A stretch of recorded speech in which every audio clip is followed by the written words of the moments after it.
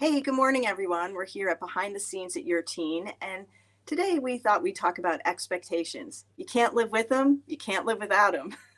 But anyway, we were just thinking about this, and especially in terms of the holidays, how a lot of us tend to have expectations, and uh, sometimes they meet or exceed. Sometimes what happens meet or exceeds them, but sometimes there's some underperforming going on. So we just thought we'd share, kind of our experiences with it, and maybe talk a little bit about what we can do to, I don't know, to kind of bridge the gap and have a better match between what we hope for and what actually happens. So on that note, let's see, Sharon, you want to go and share? Sure.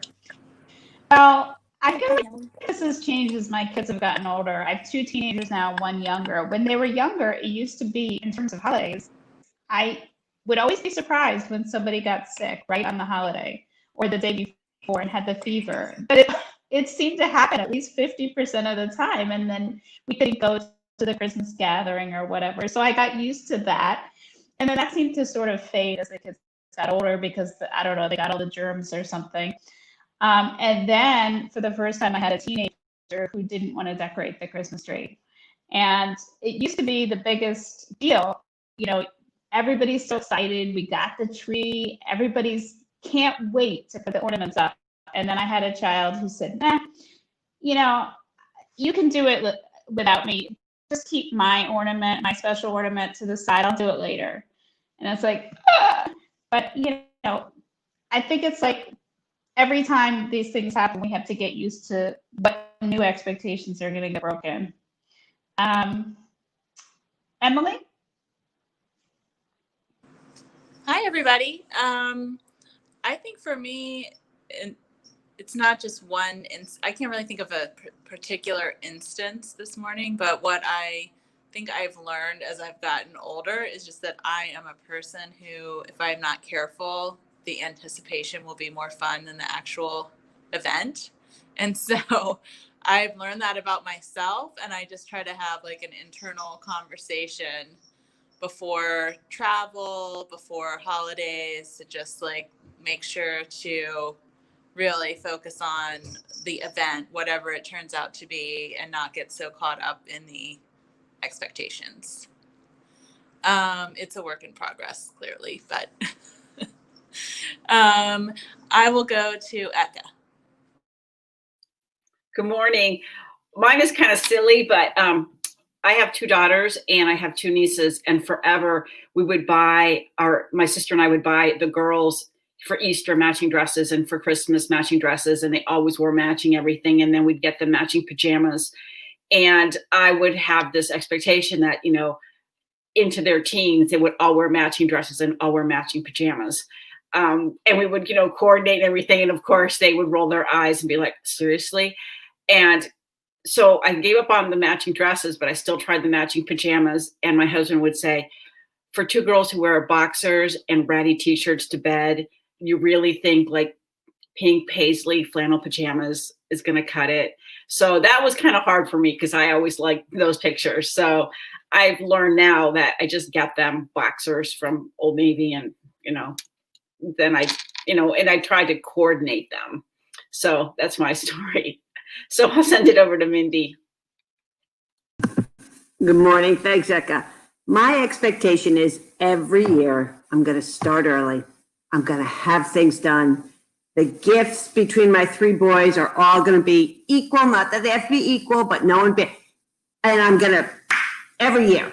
And every year I fail. I'm always rushing around at the end. I'm always, okay, whose is this? What's this? Where did I put this? So every year. So I don't know. One of these days I'm just going to go in and I don't know what I'm going to do. I don't know. But anyways, I fail every year. I try every year. Here we are, November, whatever. I will try again. I have done absolutely nothing. And call me December 24th and I will be in a state of panic as always. So that's me. I will send it up to Jen Pro. I've been nodding along to every one of these because I feel like they check all of the boxes that I have too. And I'll just add to it that one of the problems I have is tempering the different expectations of different people in my family. I have one kid who really likes big holidays with lots of stuff going on and going places and doing things, and one who would be happier to have it just closer to home and doing very little. As it happens, maybe this year, one of those kids is going to get her wish. But just making sure that everybody gets something out of the holiday that they like, I feel like such an enormous pressure to deliver that.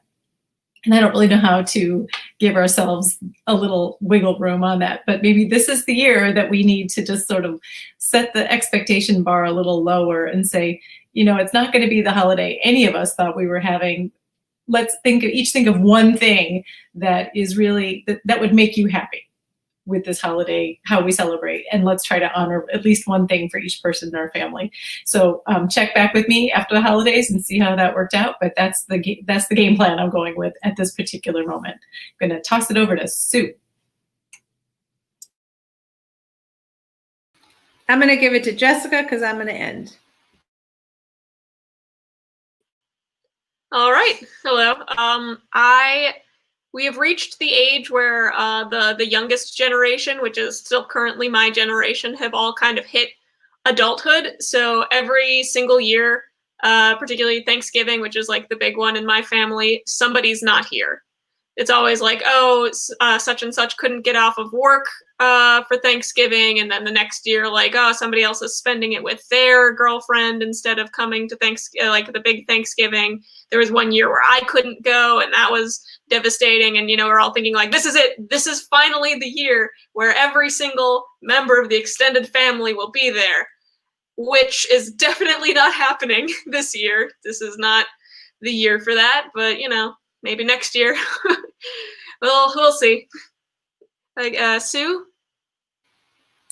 Well, so I have one really I don't want to use the word tragic, but melodramatic moment when my expectation was that everybody would help in the kitchen after the meal, and everybody disappeared except for me. I was alone in the kitchen. I had a massive tantrum. I got in my car. I ran away from home. Nothing was open, and I had to come home. And they still laugh about me and my tantrum. And then this year, what I'm most worried about is right now everybody is expected home, and there's so much talk about not traveling, and that's going to be the super spreader. And I think that's going to be I know for me, I was really looking forward to it. So if it turns out that, travel is not recommended, I'm going to be really sad. But I'm going to try to adjust those expectations right now, because whatever it is, as long as everyone's healthy, that will be good. And I'm going to ask people who are listening right now, if you have anything you want to share in the comments, we'd love to hear from you. And we are less than 24 hours away from our holiday summit. If someone could put the link in the comments, it's not too late to sign up. We have 9 extraordinary experts who are sharing really valuable advice on how to think about now, things you can do to make the holiday really special this year. It's not going to look like last year, and hopefully not like next year, but lots of really fantastic advice that you'll definitely want to take part in.